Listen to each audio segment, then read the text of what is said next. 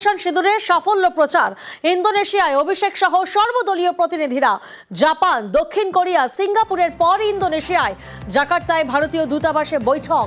ইন্দোনেশিয়ার শীর্ষস্থানীয় থিঙ্ক ট্যাঙ্কগুলির সঙ্গে বৈঠক। অপারেশন সিঁদুরের কারণ ব্যাখ্যা সর্বদলের। পাকিস্তানের জঙ্গি যোগ প্রমাণেও জোর।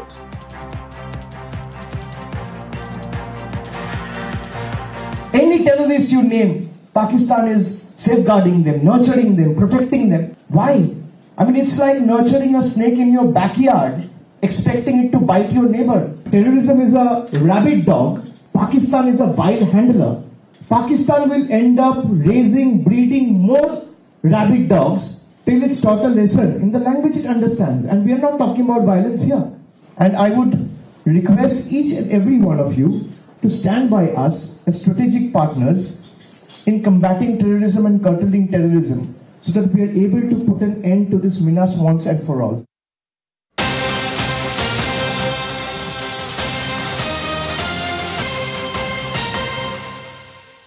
ফের ভারতের মারের কথা স্বীকার, বিদেশের মাটিতে স্বীকার পাক প্রধানমন্ত্রীর।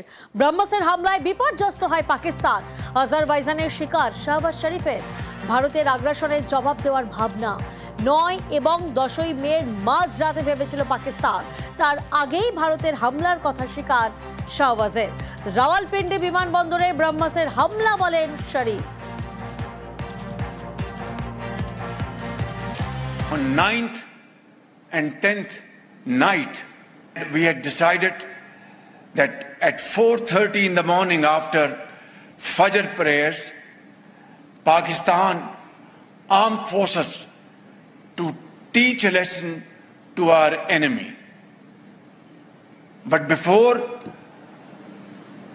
that hour reached, India again launched missile attacks, BrahMos, and hit Pakistan's various provinces, including airport in Rawalpindi and other places.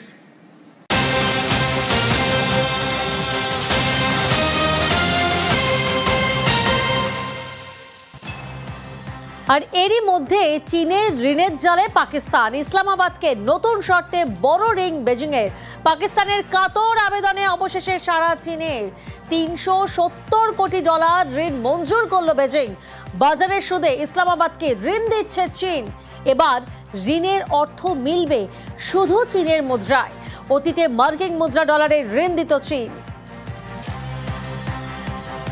आतंकवाद का कारोबार चलाना कास्ट इफेक्टिव नहीं है, बल्कि उसकी एक भारी कीमत अदा करनी पड़ सकती है। इसका अंदाजा, इसका अनुमान आज पाकिस्तान को हो चुका है।